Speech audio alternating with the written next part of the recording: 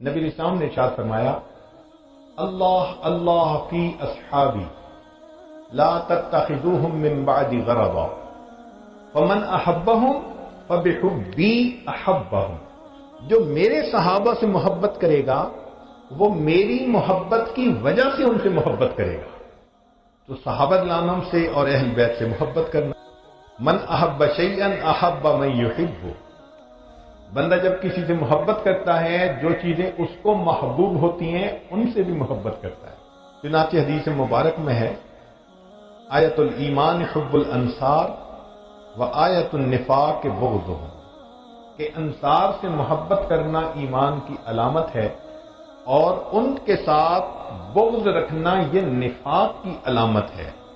انس رضی اللہ عنہ روایت کرتے ہیں کہ نبی اسلام نے ارشاد فرمایا مثل اصحابی کمثل الملح فی الطعام لا یصلح الطعام الا بہ، کہ جیسے آٹے کے اندر نمک ہوتا ہے کہ اس کے بغیر روٹی بے ذائقہ ہوتی ہے، میرے صحابہ کی محبت نمک کی مانند ہے، ان کے بغیر انسان کا ایمان بے ذائقہ ہو جاتا۔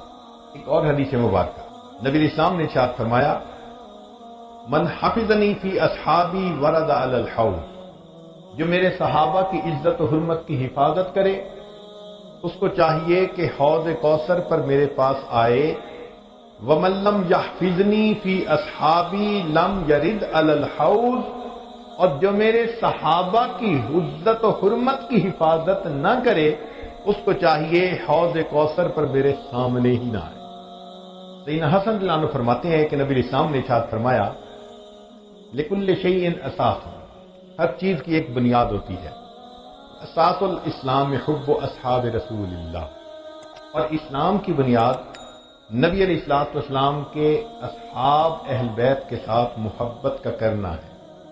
ایوب سختیانی رحمۃ اللہ علیہ فرماتے تھے من احب ابا بکر فقد اقام الدین، جس نے ابو بکر لانو سے محبت کی اس نے دین کو قائم کر لیا۔